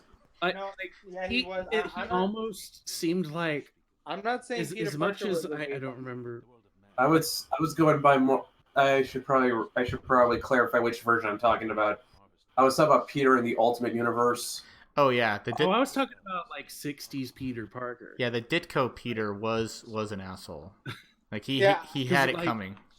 Yeah, I wasn't calling. Yeah, so he would, he got picked on by, the school jock, but at the same time, he would always put down the jocks and other people for not being as smart as he is. Oh yeah, he called them baboons. I mean, he was not a nice guy. He looked down on them. Yeah. He called them bamboo. There were some times where he seems like, wait, are we sure he's not the bully? Yeah. I mean, and Flash would like invite him out to parties, and he'd say, "Hell no, I'm not going out with you guys, you baboons." Yeah, but yeah, in the Ultimate Universe though, like He was angsty, though. he came off like a dork. Like that's how Peter came off in the Ultimate Universe. Like he just In the Ultimate Universe, he was an angsty little, like. he was angsty, but he was angsty, but also kind of dorky. Right, he would cuss people out. Have you ever seen that? There's just like one comic. It was like early on, and he was like, I think he was cussing out the X-Men. I could definitely say there was like a couple issues where that was warranted. Like, I actually remember like in the first arc, after he was having an argument with Uncle Ben about his grades because they were starting to slip. And then he had this conversation that went into like, your dad believed if you had great power, you had a great responsibility. And then Peter just stormed off saying, if my dad was such a great guy, where the F is he now? It was censored, but you can tell what he was saying. Where the frick is he? Well, Peter, there was a plane crash, and it wasn't actually his fault, so. And then there was a short story in the Ditko years where he tried to join the Fantastic Four, right? That was like the first. Oh yeah, that was like the first year worth of comics, I think. Yeah. That was like the first comic after. I believe that was the first comic after Amazing Fantasy 15. He tried to join the Fantastic Four. Yeah, it was hilarious because he basically breaks in and demonstrates his superpowers by like roughing them all up, right? And then when they finally subdue him and say, "Okay, that's enough," he says, "Okay, well, the fact is I want to join you guys, so I thought I would tell you like what I can do. So can I join you?" And they say, "Well, actually, this isn't like a corporation you can just join. We're a non-profit organization." And then he says, "Okay, fine. I'm going to make you guys look like pikers." And then he swings away. So yeah, he's You guys are gay. Yeet. yeah, you guys are gay. I'm gonna go. It's kind of amazing because the popular image of Peter is that is this one of where he's like I said, he's kind of dorky, but he tries to do the right thing most of the time. And yet you go back to the early Mytho issues, and there's no getting around it. He's kind of a dick. Yeah, he is. Yeah. Forrester Comics says that was issue number 1. Okay, cool. Yeah. I've been wanting to get that series, Spider-Man Life Story, where the writer actually understands that old school Peter Parker was a dick. He really was, and he had a weirdly shaped forehead. I'm trying to understand, where did the image? Peter had a. Oh, all right. He had a more normal shaped head when he had the costume on. Like, can anyone explain to me where that? Does anyone know where the image of Peter being more like, the more moral guy came from? Like, where did that come from? Just over time, Yeah. most likely. Yeah, in high school, he definitely was not that person yet. But I think in college, after the death of Gwen Stacy, perhaps around that time. Yeah, after that, and then getting married, and that made him into a more outstanding person. And of course, the better he got, the more you wanted to root for him.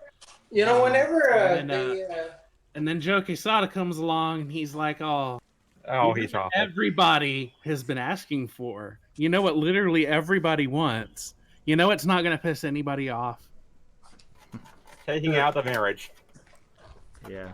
Even though at the time, was this before Bendis killed off Peter in the Ultimate Universe? I think it was. It was either right before or right after Civil War and the death of Captain America. No, I know. No, I'm not talking about that. I'm talking around the same time. I'm trying to they still had the Ultimate Spider-Man comic going around. I'm trying to. While you're looking that up, Forrester Comics says people say he was bullied, quote unquote, and that's used as an example of comics always were political. They really don't know much about his personality in those days at all. Yeah, because they never bothered to read it. Duh. I'm trying to figure out where they killed him off. I just need the year. I don't think Miles Morales was around during One More Day. I need the year. I just need the years all. Let's see. Story arcs. Okay. Here we are. Issue 1, 2011, and One More Day happened in. One More Day was. Okay. Yeah, One More Day was ass. One More Day was 2000. Okay, 2007. Peter was still alive in the Ultimate Universe. So Joe, if you wanted a comic where Peter was still single, you still had that. Yeah, you still had it in the Ultimate Universe. You did not need. You want to see people want to see Peter Parker be single? They've got the Ultimate book. He was still alive at the time. When they announced that when I saw that cover for the marriage of Peter and Black Cat, I just felt that was the biggest slap in the face. Did they legitimately get married? That was Joe Quesada just taking his cock and slapping everybody who gave a shit right across the face. Taking it out of Ren's. Dude, that was him grabbing our nuts and playing them like a banjo. He had to take it out of Ren's first. Oh. Can we not mention her? Sorry. Oh. All right. I don't want to talk about her. Her reach is great. Well, here's the thing. I don't want her ego in here. You don't want someone secretly watching say, "Oh, blah blah blah said this." Fight me, bitch. But the best way of dealing with her is to not talk about her at all. Right. It's like, Yeah, but what do you think of Renthimus? The answer is, I don't think of Renthimus. I ask, who? So, moving away.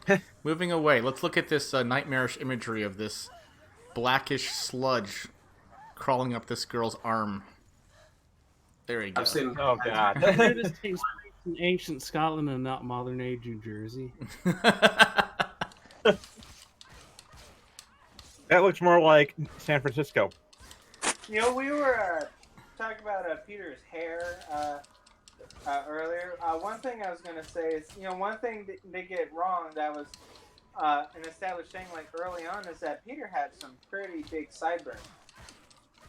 Oh yeah. Yeah.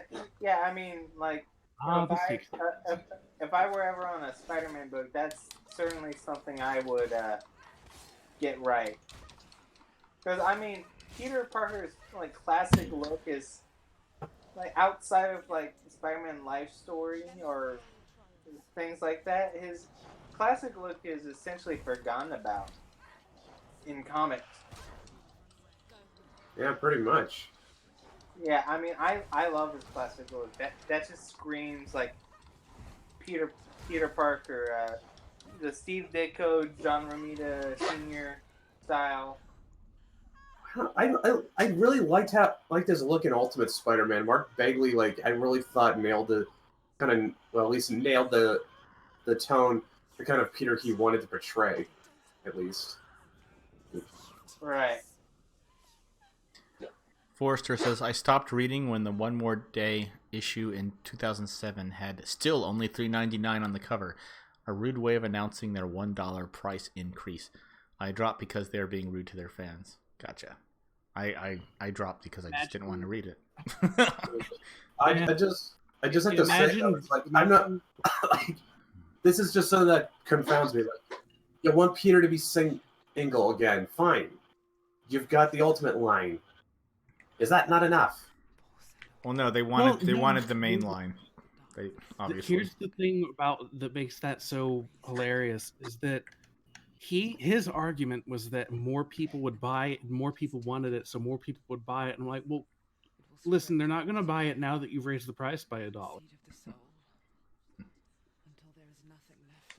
Right. Just Californians and understanding of capitalism just really pisses me off. I just feel like people nowadays don't understand what the original appeal of Spider-Man was. That he had like our problems, like relieving him of those problems, takes away just a part of Spider-Man.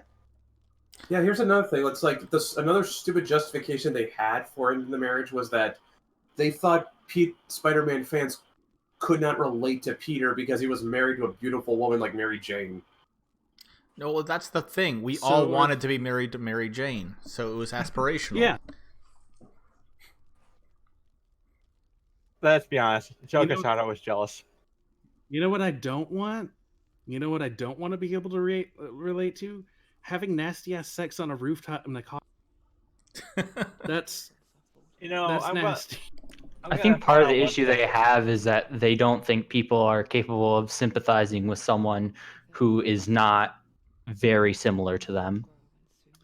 So Peter Parker getting married to Mary Jane isn't something that people can relate to, but Peter Parker marrying Black Cat is. Yeah, this voluptuous, gorgeous bad girl. Yeah. Just You knew that something was going to happen when you saw that Nick Spencer was doing something good. There's this panel from this old Spider-Man comic when he was laying in bed and Mary Jane was there, and he was saying, "God, why am I so lucky to have her?" Talk about how beautiful she is, and it was really well written too. I'll have to find it sometime, but seriously, there's just certain aspects of these characters that Marvel just doesn't seem to understand anymore. All I can say Oh, sorry, Brett.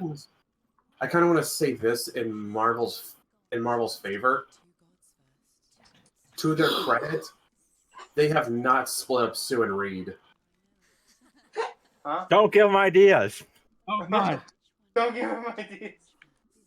Did you see that one comic where they made Reed Richards like so like effeminate? Like Yeah, they Only gave him one? that hipster mustache and the lush and full eyelashes. yeah, And it- Reed Oh. I used think to, that was the ultimate Fantastic Four version. oh my God, God, and coughing again. I think Reed think used marriage. to be Reed used to be kind of a Reed used to be sort of a more I don't want to say macho, but more masculine man of science. Like back in the day, he used to smoke a fucking pipe. Like Professor Utonium. And that was when Or men were allowed to be the smartest people in the room. okay, you know what? Maybe they haven't split up Sue and Reed, but they've probably found other ways to castrate Reed. Like, Well, I they did honestly that. think, if you'll pardon I my mean- political hot take on this, I honestly think that marriage in any kind of traditional family is just too wholesome for them to get nowadays. Well, They most- just don't most want to of have them- anything to do with it. Most people writing these books just never got married, never had kids. They can't relate to any of it. so that's the. Oh well, here's something funny then, because you want to know who Joe Quesada decided to hook Peter up with after he split up him and Mary Jane. A midget. Carly Cooper, a character, I shit you not, is based off his own daughter. That is That- weird. That is weird. Ew. Yeah, that's he skeevy. depicted the character having on a rooftop, a nasty ass New York rooftop in superhero It wasn't clothes. as bad as that time in DC's Batman Killing Joke adaptation. Well, it's an adaptation, so that never happened. Yeah, that never happened. Yeah, Like, I have the book right over You here know on what my else shelf, never and happened? there was You know no what sex else never scene in it. happened? Harley Quinn and Robin never Yeah. or Nightwing. I forget which Yeah, one never happened. That never happened. Yeah, I have the Killing Joke book right over here somewhere. Just yeah, they should not have. They should have had someone else, or some other writer just adapt it. Like honestly, it just. I mean, the initial The adaptation is worth it to hear Mark Hamill as the Joker one last time Well, here's- for a particular adaptation he's wanted to do for years. Well, here's the hear him for the last time again because like he keeps on saying, "Oh, this is the last time." Well, he here's said he would only come back if it was for the Killing Joke, and then that did happen. So here's the thing about the movie is that a lot of times it has to deal with studio interference, and Warner Brothers is pretty bad with that at times. I If it's thought, one of- even though J. Michael Straczynski said if you want complete creative control, go to Warner Brothers. Yeah, but when it comes to something like DC, I think that they'd be more hands-on. They were the ones. More micromanaging. Yeah, it's a franchise that they can exploit. yeah, it's a legacy franchise, so they're going to be more tight with that. And Okay. they want to probably make why it Disney rated R. hasn't done a Mickey movie in forever. There's nothing you can do with Mickey. There's no character there.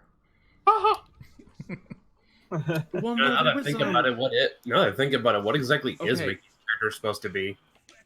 I don't really know, but I will say there were some adaptations. There was one I used to have on VHS where it was like basically the Prince and the Pauper, and they were both Mickey. That one was really good. Yeah, I remember that. Yeah, me too. I really enjoyed that. And if they did something like that where they just had, a solid story, it wouldn't necessarily matter how they characterized Mickey as long as he wasn't like the world's biggest asshole. But he It's could just have that like a when I character think about flaw it, and, it's like- overcome it. And...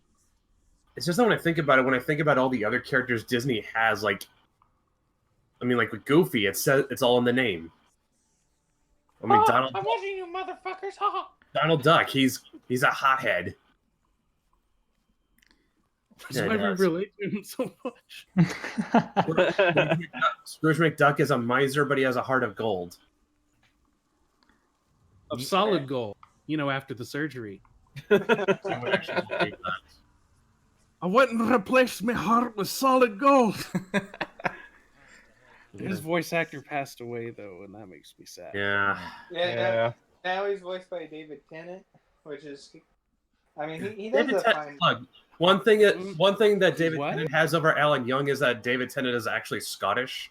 Yeah. But the problem is, he's It's following like- in the shoes of Alan Young, and he's just like he can't Alan hold Young the measure. was Scrooge McDuck. Yeah, it's just Yeah. it's an act you just can't. It's impossible to follow. It can't be done. Yeah. Neostar brings up something rather cogent. Mr. Fantastic was the quintessential scientific hero. That was the thing. Now in Yeah. Marvel, everyone is a freaking scientific hero. There's like 800 super geniuses now. Oh, remember when Tony Stark was the smartest person in the MCU? They're like, oh no, it's Black Panther's sister. She's the smartest. Ooh. Yeah, or it's what's her name? Moon Girl, whatever the hell her name is. And then there's also freaking Amadeus Cho. There's T'Challa. There's Wasn't Amadeus Cho like a decent character that they then shoehorned into the Hulk role and ruined? Oh yeah, his take on the Hulk was just insultingly bad. and then there's Riri Williams, and then I there's mean, talk about missing the point. The point that of the Hulk is that it's a curse. It's a burden. They're like, they're essentially jail keepers. To keep this not monster even missing from. The point with that is marketing. Yeah, they're not jail keepers. They're two. It's imagine being forced to share it. It's two people who hate each other being forced to share a cell. exactly. The But MCU. the Hulk was a threat to all life on Earth at one point, and Banner was the only thing keeping it in check. That's what I mean by that. But Amadeus Cho is like, oh, it's awesome being the Hulk. This is great. It's not a curse. It's not a burden. I'm having a lot of fun with it. Yeah, that like completely just takes away. Just like I said, they don't just understand just these characters. Honestly. Yeah, the whole point of the Hulk is that the Hulk is bad. It's something that you have to keep under control. It's frightening. You're like on the edge of being destroyed at any moment. And if you make a character too perfect, then people can't relate to him because they're like, You want to know something? Maeve actually muses a lot that being a changeling is not fun for her. That it makes it hard for her to like. Because one thing that's kind of a big part of her character is that she wants to fit in with her peer group. She wants to be like all the other kids around her. I mean, she even says that in the first issue. She'd give anything to be like all the other kids around her, but she's not, and she can't be. Even before she was a changeling, like, oh my god. before she knew she was a changeling the whole time. Well, doesn't okay, know you it. know what I mean. Before Even before she found out, like she's always had trouble fitting in. Okay, But talk about a missed opportunity with the MCU. The MCU is the biggest, may never even come again opportunity to get normies into comics. But when a normie goes into a comic book store, which, there's bad things about comics not being available enough that you would have to do that in the first place. A normie goes into a comic book store and they're looking at Iron Man, or they're looking at Thor, or they're looking at, Hulk, or all these other people, and they pick up the book and they're like, I have no idea who this is. Yeah. Where's Tony Stark? Where's Thor? Why is Thor a woman? Why is Iron Man a little black girl? Why is Hulk a little Korean kid? Yeah. Where's the Why is characters Captain that America were on the big screen? I just got back from the movie. I've never. Why is Captain in my America life. ran by a Where's race? my characters? Yeah. Not just that, now they're trying to make the movies more like the comics now. Oh yeah, like Phase 4, yeah. You had a chance to get people reading comics again, and Oh, to yeah. turn your failing business around, and you completely blew it. Yeah. Oh, How embarrassing! And all the characters that anyone knows, all the normies are familiar with, they're all gone. Like Iron Man's dead. Captain America's like an old retired person. Hulk's crippled permanently. Thor is fat and abdicated his throne. So who do you have? Who's left? Oh, Spider-Man? Oh, Sony has Spider-Man. Sorry. So he's not in the MCU anymore. So who's left? Oh yeah, they're bringing it. They're making Miss Marvel and. Oh yeah, Miss Marvel. Yeah, that's a wonderful character. And Valkyrie, and the only way I'll ever see Valkyrie is if they do what they did with the Lone Ranger and have the last action scene have classical music. In this case, Die Valkyrie by Richard Wagner. That's the only way I'm gonna. If Wagner isn't in that movie, I ain't seen. You know that that would actually be kind of cool. I'm not gonna lie, but yeah, I mean, like, It would be amazing. I'd go see it and probably Oh, yeah. enjoy it. but yeah, but to bring it right back to what I was to my train of thought. So I mean, like, they're talking about, because Dylan was talking about like how you have this person writing like Amadeus Cho saying being the Hulk is cool when it's not supposed to be, and then I bring up like, well, guess it's because they don't get the characters. It's like, now I mean, I'm pretty sure someone's gonna bring up Jen Walters has no problem being She-Hulk. Well, the thing about She-Hulk is she didn't lose control of her intellect or her body when she transformed. Not until recently. And she's Yeah. not as strong. Yeah. Like, it's a Well, Yeah. I think the thing to take away though is that the Hulk thing sort of affects people differently. It's not so much that it turns into a hulking monster, so much as it brings out your suppressed self. Yeah, it was a very Jekyll and Hyde thing. That was what Stanley was going for. With Bruce, it's this violent, rampaging monster that can't be stopped. It really is. And you know what I really loved about the first Hulk movie? You really do. It was it was a fun movie, and I'll fight me on that. It was good, but you get the impression throughout the whole thing, man, it really sucks to be Bruce Banner. Yeah, like, this is terrible. But yeah, but with that in mind, I was gonna say, with that in mind though, if that monster is the part of Bruce he tries to suppress, so I mean, like, when people think of what She-Hulk is supposed to be like, what she's supposed to be like. Well, she's sexually liberated, essentially. Yeah. She's that's the part of Jen she locks away. Right. This part of herself that's more flirtatious, more flirtatious, and like Dan said, sexually liberated. Yeah, and in recent comics, like, they were literally mocking the original design of She-Hulk, like saying, "Oh, we should be free to be ugly." Like, literally, that was a line. Like, what the hell? What woman wants to? Who aspires to be ugly? Nobody. You know, and Everyone I'll wants to say be this: hot. there are some people I've met who, like, even though they stay in shape, they just were not blessed with good genetics, and I can kind of, like, I feel for that. But at the same time, with superheroes, it's like, from the characterization and their physical appearance, it's like an ideal, that sort of classical Greek, beyond human expression. I would say actually, I'll take that back. There are people who seem to aspire to ugliness, but it's like they do it to sort of spite the idea of beauty. Like, it's Yeah, you see that a lot nowadays. they're just being ugly out of spite. Which But, have you seen, like, those crazy feminists that, like, dye like their armpit hair? Yeah, shit like that. Sadly, Ugh. yes. That sounds expensive. Oh my god. Neostar says, "Guys, I won't lie. I initially wanted Riserman to lament being a living weapon, but that kind of goes against his fun and charismatic demeanor. Well, then that's not appropriate for your character. Do what's right for your character."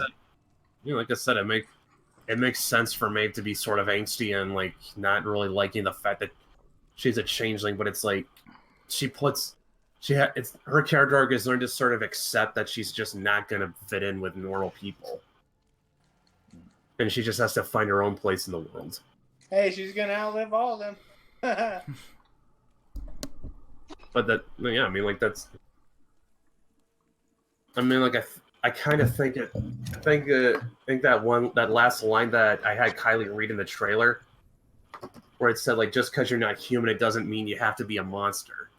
I think that actually, I originally put that in because I just thought it was a good line, but the more I think about it, the more I think it says so much about what the book is about. Sure. It's like, it's not just okay. So, I mean, just kind of dissect that statement for a moment. So, like, Hold on, Brett. Now, we've learned from Marvel and to a significant extent DC that you're not actually supposed to put thought into these kind of things. So just slow down there. Pump those brakes, kid. Yeah, just get out the woke message and move on to the next issue. It's not like that. It's just more like dissect try to dissect that. Just because you're not human doesn't mean you have to be a monster. Like there's like a million ways to interpret that. Like you can take it literally, or if you actually, or you can actually like dissect it and see like, just because you're not normal or just because you don't fit in, it doesn't mean that there isn't a place for you out there. Right. Sure. It's a very heartfelt message. All right. It's relatable. Would the rest of the class like to share? Yeah, the rest of the class. Yeah. And I just wrote that line just because I thought it sounded good. But yeah, it's one of the. Sometimes your own work can surprise you. It's one of those little quotes that doesn't say a lot, but it says so much with so little.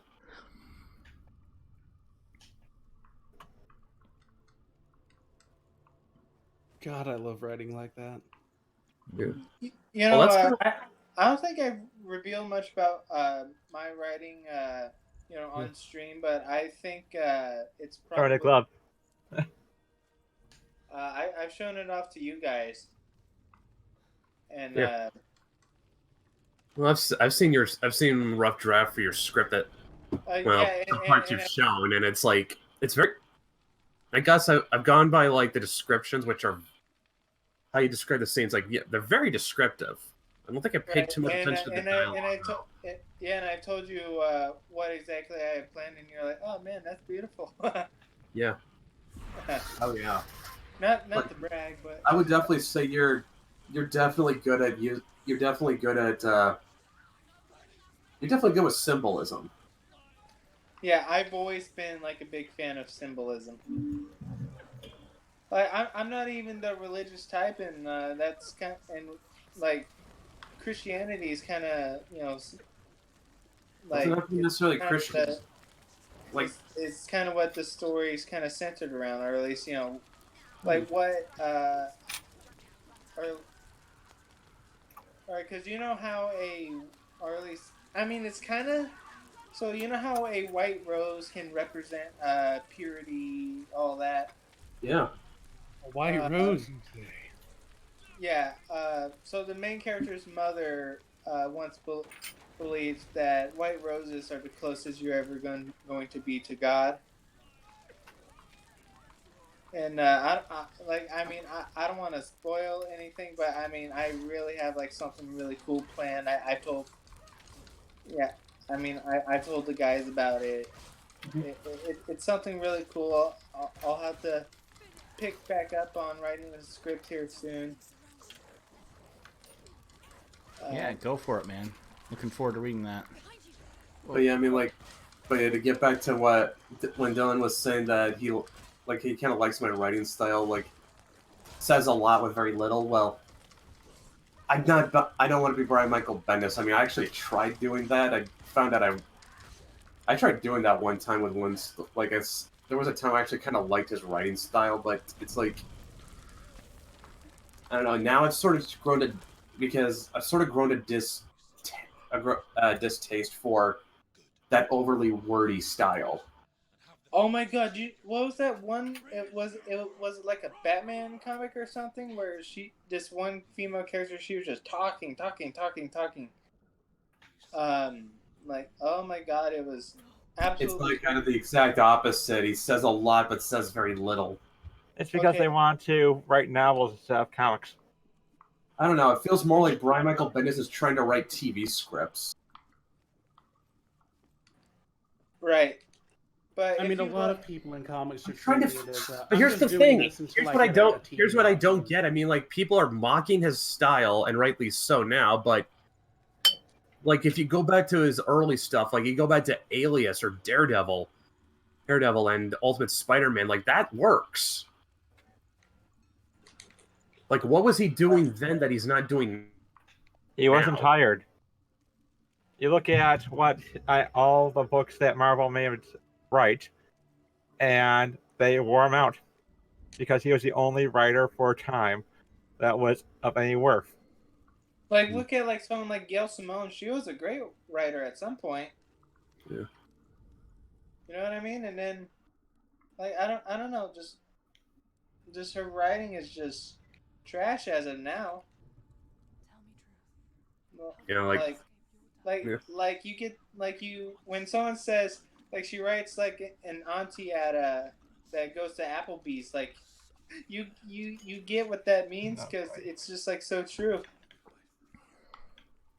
Yeah, like she's all. I think I remember Richard Meyer actually started that meme. Like, Yeah. and I can kind of see it. I mean, like the humor she writes, it definitely comes off like she's more impressed with it than the writers are. I mean, than the readers are. Like she thinks it's very like she writes and she thinks, "Oh, this is so clever," and it definitely does not read like it's been edited at all. Yeah, just I mean, I don't know much about Domino, but I don't think this is her personality. Well, Domino was always kind of flirtatious. She was always she had sort of a sexiness to her, but she was also a professional. Right, like nothing from what I've seen of Gail Simone's Domino book screams like her Domino's character does not really scream professional. Yeah. Honestly. Yeah, I mean, like, yeah, that was the thing. Like, yeah, even like I said, Domino had her sexy side to her, but she always took her job seriously. Right.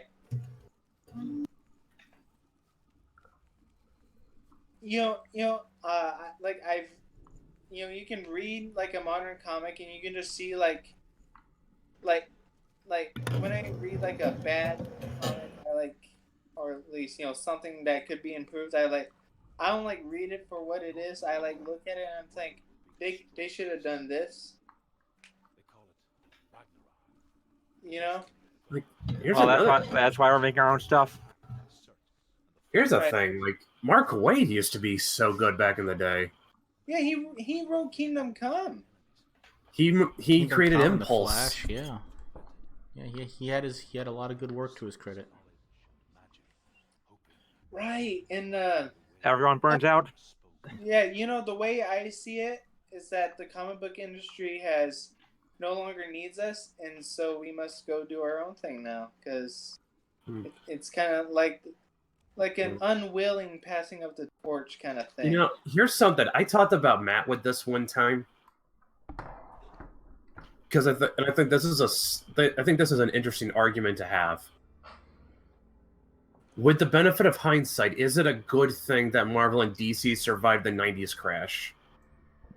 Because they've been responsible for just how the industry stagnated. I'd have to say yes, because the indie companies that are tentpoles now were not so back then, would have been easily crushed by the collapse of the big two. Yeah, and I mean, like, I can see the argument because, like, Dark Horse, I mean, like, yeah, they had, like, I think they had Frank Miller at the time, and I hope Perch is listening because Sin City was still a pretty good seller at the time, but they didn't really strike gold till they got the Star Wars license, and I don't think Image really had a consistent seller until they got The Walking Dead. I want to get Perch on here one of these days. That would be cool. Yeah, he's really cool. He has a lot of cool things to say. But yeah, I mean, like, just think about that. I mean, like, Is it one of those things where is it one of those subjects where you can see like there be both sides, or is it like is it I don't know, because like on the one hand, if they had gone under, they would have taken the whole industry with them. But then again, who's to say? Who's to say new companies would not have come up anyway? It Yeah, I have, would 'cause say it would have, because people still, newcomers can always come up because it's an art style, not so much an industry, if that makes sense. Well, I mean, it's like, okay, let me put it this way. I have to ask the question, like, would the comic, do we really put so much value on Marvel and DC that we think the comic industry lives and dies with them? Is it really hard? Is it really impossible to imagine that? Okay, sure, if the big two went under, things would be bad for a while, but you're gonna tell me nobody would start building something up later? no, because the demand would still be there, and that happens all the time. Companies fail, and new markets open up. It definitely would have persevered. It just would have looked different. That's all. We probably wouldn't have had the superhero movies, but you know. Anyway, it's coming up on 11, so it's about time for me to turn in, and I'm about at the end of my rope anyway. I've been up for quite some time. Yeah, sorry, Dan. Yeah. No, it's fine. It's fine. I just I'm reaching the point where I don't know how much longer I'm going to be coherent. So before I sign off, does anyone want to plug anything real quick? No, nobody. Nobody. All right. Cool, man. Well, thanks for coming. Thanks for chatting, everybody.